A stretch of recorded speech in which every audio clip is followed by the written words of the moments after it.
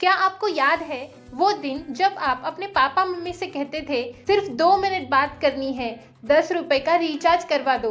या फिर जब आप व्हाट्सएप पर 2 MB का फोटो भेजने से पहले सोचते थे कि मेरा 179 का 1 GB डेटा खत्म ना हो जाए? आज आप ये वीडियो देख रहे हैं 4G पर या शायद 5G पर, और आप डेटा की चिंता नहीं कर रहे हैं। आज आप बेझिझक रील देख सकते हैं और वीडियो कॉल कर सकते हैं। पर ये जादू हुआ कैसे? ये कहानी है एक कंपनी की जिसने ना सिर्फ मार्केट बदला बल्कि हमारी आदतें, हमारे बिजनेस करने का तरीका और यहाँ तक कि हमारी जिंदगी बदल दी। ये कहानी है रिलायंस जियो की और उसके डिजिटल क्रांति की। चलिए थोड़ा पीछे चलते हैं। साल 2016 से पहले इंटरनेट एक लग्जरी था। उस समय 1 GB डेटा 200 से 300 में मिलता था। एक तो इंटरनेट अमीर लोगों की चीज थी या फिर बहुत ही जरूरी कामों के लिए, और भारत डेटा यूसेज में दुनिया में 155 नंबर पर था। उस समय हम आउटगोइंग के लिए पैसे देते थे और कभी कभी इनकमिंग के लिए भी। कॉल रेट, टॉक टाइम, ये सब कुछ उस समय बहुत महंगा होता था। और फिर इसमें मुकेश अंबानी ने एंट्री ली। उनका विजन सिर्फ एक टेलीकॉम कंपनी शुरू करना नहीं था। उनका विजन था भारत के हर नागरिक को दुनिया के सबसे सस्ते और सबसे तेज डिजिटल हाईवे से जोड़ना। उन्होंने देखा 130 करोड़ लोग हैं लेकिन डेटा और कनेक्टिविटी की कमी है, और यहीं पर उनको एक मौका दिखा। 2016 में जियो ने बाजार में उतरते ही जो किया उसे मार्केटिंग नहीं, सुनामी कहना चाहिए। उन्होंने अनाउंस किया कॉलिंग हमेशा के लिए फ्री और 6 महीने तक डेटा भी बिल्कुल फ्री। क्या आपको याद है अपने जियो सिम को लेने के लिए आप कितनी लंबी लाइन में खड़े थे? मुझे लगता है उस समय हम सभी ने बहुत इंतजार किया था और बाकी कंपनियां पूछ रही थी ये पागलपन क्यों? लेकिन जियो का मॉडल अलग था। उन्होंने दाम कम नहीं किए, उन्होंने डेटा के दाम खत्म कर दिए। उन्होंने बिजनेस बढ़ाने के लिए बहुत ही सटीक कदम उठाए। पहले उन्होंने लोगों को आदत डाली।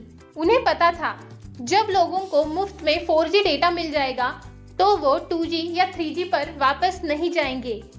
उसके बाद उन्होंने एंट्री बैरियर को खत्म किया। उन्होंने 4G फोन सस्ते किए जैसे कि LYF, ताकि हर कोई 4G नेटवर्क यूज कर पाए। उसके बाद उन्होंने इकोसिस्टम बनाई जैसे कि माई जियो, जियो टीवी, जियो सिनेमा। जब यूजर जियो का डेटा यूज कर रहा है तो वो उनके एप्स भी यूज करेगा। और इस तरह से ये सिर्फ एक टेलीकॉम कंपनी नहीं, ये डिजिटल गेटवे बन गई। जियो ने सिर्फ सिम कार्ड नहीं बेचे, उन्होंने आज के डिजिटल इकोनॉमी की नींव रखी। आज जियो क्या सिर्फ टेलीकॉम सेक्टर्स में सबसे आगे है? नहीं। जब दुनिया 5G की बातें कर रही है, जियो इसे भारत के हर कोने में सबसे तेज गति से रोल आउट कर रहा है। जियो के 5G नेटवर्क की तेजी से रोल आउट की दर दुनिया में सबसे ज्यादा है, लेकिन असली गेम चेंजर है इनका फाइनेंस सेक्टर में आना।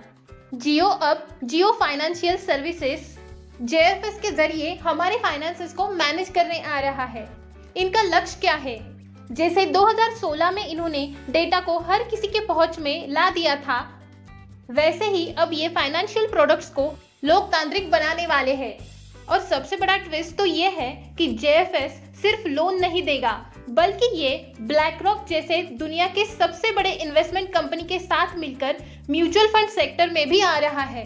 जियो फिर से करोड़ों इन्वेस्टर्स को म्यूचुअल फंड की दुनिया से जोड़ सकता है और ये एक डिजिटल फाइनेंशियल सुनामी हो सकती है। जियो अब सिर्फ आपके फोन में नहीं है, ये आपके किचन और आपके बिजनेस में भी घुस रहा है। B2B, रिटेल और ई-कॉमर्स, हर जगह रिलायंस का दबदबा बढ़ रहा है। जियो की सक्सेस स्टोरी सिर्फ रेवेन्यू या प्रॉफिट की नहीं है, ये कहानी है कि कैसे एक कंपनी ने भारत को डेटा कंज्यूमिंग वाले देश से निकालकर डेटा प्रोड्यूसिंग वाला देश बना दिया। हम आज जो भी डिजिटल काम कर रहे हैं उसकी शुरुआत 2016 के उस फ्री डेटा से हुई थी। तो दोस्तों, इस कहानी से हमें क्या सीख मिलती है? हमारी सोच बड़ी होनी चाहिए। जियो ने सिर्फ कॉल रेट को नहीं, पूरे देश के डिजिटल फ्यूचर को देखा। कभी कभी नियमों के परे जाकर भी काम करना पड़ता है। मुफ्त सर्विस देना, यही जियो का सबसे बड़ा डिस्ट्रप्शन था। इकोसिस्टम, सिर्फ एक चीज पर निर्भर मत रहो, सिर्फ एक चीज मत बेचो। एक ऐसा नेटवर्क बनाओ जहां आपके यूजर्स को हर जरूरत का समाधान मिले। आप बताइए, आपके हिसाब से जियो की कौन सी सर्विस, जियो मार्ट, जियो फाइबर, जियो सिनेमा, JFS सबसे ज्यादा कमाल करने वाली है? मुझे कमेंट करके जरूर बताइए।